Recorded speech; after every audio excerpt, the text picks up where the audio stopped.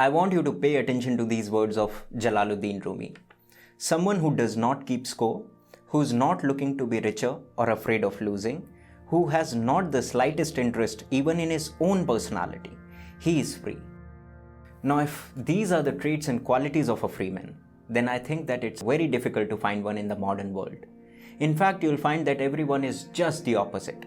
Everyone wants to be rich, everyone is afraid of losing, and everyone takes a great interest in themselves. And all these things are just synonymous with a very competitive mind. So it's our competitiveness that does not allow us to be free.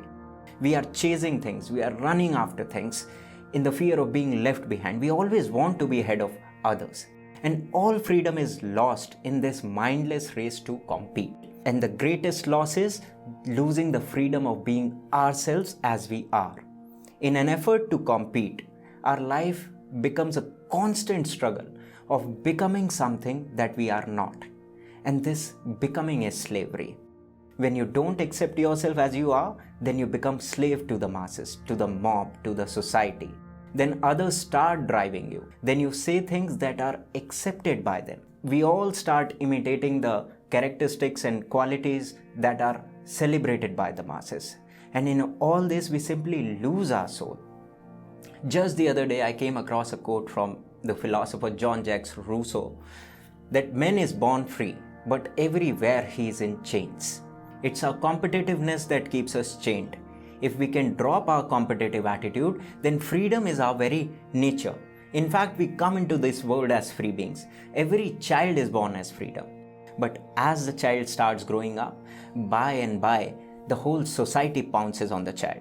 The parents, the teachers, the uncles and the aunts, everyone destroys even the slightest possibility of freedom in the child. They condition the child. And the first thing that a child is made to feel is that he is not enough as he is. He has to become something. And this sense of insufficiency settles pretty early in the child. A small child is so delicate, so fresh, so innocent, and we corrupt him by making him follow some flawed structure of our society. We ask the child to stand out, to come first in the class, to be ahead of others. For what? Where is the need of all this? And I know that a lot of you might say that what else are we supposed to teach our children? This is how the world works. It's a big wild world and you have to prepare your children for it. But you don't actually get it. In that very preparation, you're actually murdering the potential of your child. Each child is born as a potential. He brings something new into this world. But we don't even allow him to bloom. We immediately impose some rotten system and structures of our society on the child. Something that did not work for us, we think that might work for our children. It is so stupid. And a small child has such an impressionable mind. It's like a blank slate. Nothing yet is written on it. And the very first impressions will become the foundation of the child's life. And what do? We lay the foundation of competitiveness. We simply poison the potential of the child. Our society is not at all interested in respecting the individuality of a child. It's only interested in crushing the individuality in the name of competition. And the problem is that no one really thinks that there is anything wrong with this whole madness. Being competitive has become so normal that we don't even realize that how violent it is. Every competitive person is violent deep down. We might not feel so because we live at a very superficial level. Take a closer look and you will find that competitiveness is rooted in violence. How? It's very simple to see. When you compete, you try to win. When you try to win, somebody has to lose. And when someone loses, you feel good. Do you see it? It's not just the winning part that makes you feel good. It's others' loss as well. And only a neurotic society would condition its children to take pleasure in somebody else's loss. It's a very serious situation and some really serious measures have to be taken to change the very structure of the society. And just because the crowd is interested in competition, we don't have to follow it blindly. We can simply drop out of it because it is stupid. And if more and more people can drop out of it, then this world will become a tremendously beautiful place to live. Much richness is lost in this maddening competition. There is a movie called Harold and Maude. It's about a cynical teenager who falls in love with an elderly woman. And in one scene, both of them are sitting together facing the field of flowers. And the woman asks the boy that which of these flowers would you rather be? And the boy replies that I don't know, all of them seem to be alike. And I want you to hear what the woman said. Oh, but they're not. Look, see, some are smaller, some are fatter, some grow to the left, some to the right. Some even have lost some petals, all kinds of observable differences. You see, Harold, I feel that much of the world's sorrow comes from people who are this, yeah, allow themselves to be treated as that.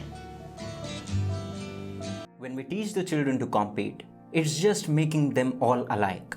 And like flowers, children are very different from each other.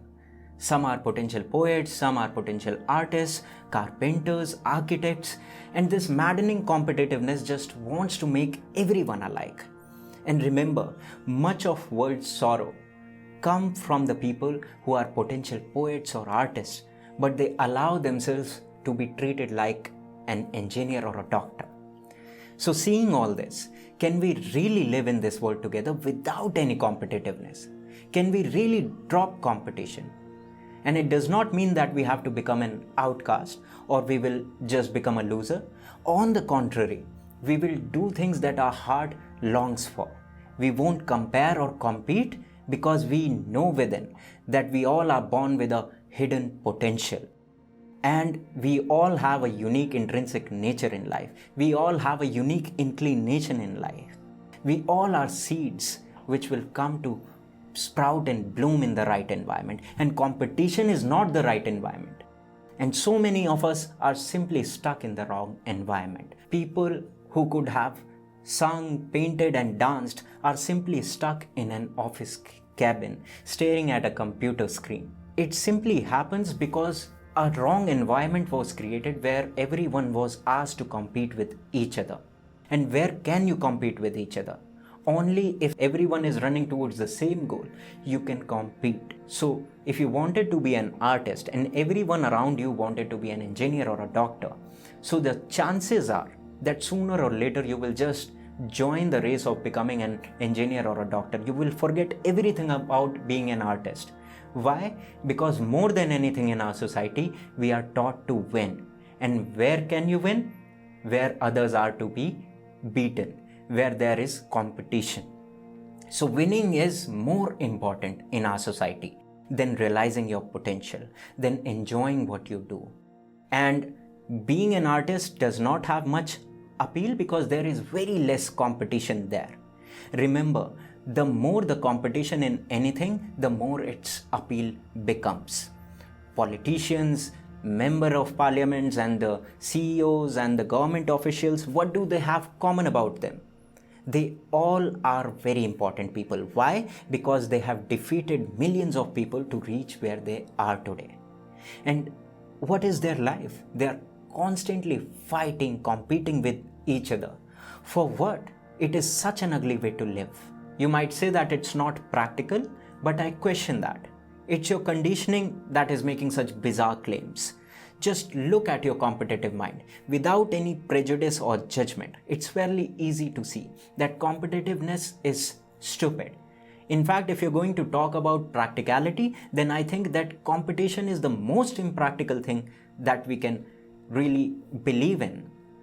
There are billions of people in this world with whom you are going to compete and on what grounds.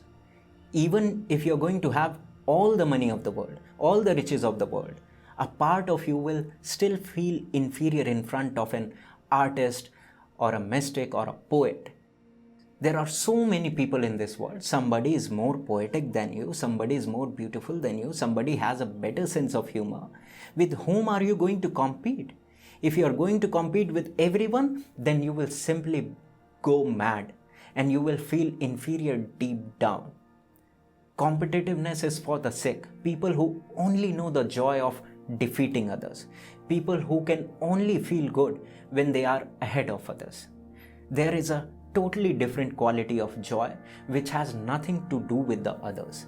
It comes from living a natural life. It comes when you allow your potential to bloom and blossom. You simply allow your intrinsic nature to flow. So I hope that you had an insight into what competitiveness is, and you're going to make an effort to not be a part of it anymore. Because each individual who drops out of this stupidity of competitiveness sows the seed of humanity's possible evolution. And it's going to be a little difficult at first. It does need courage to drop out of something which you have lived with for so long. But drop out of it. It's worth it.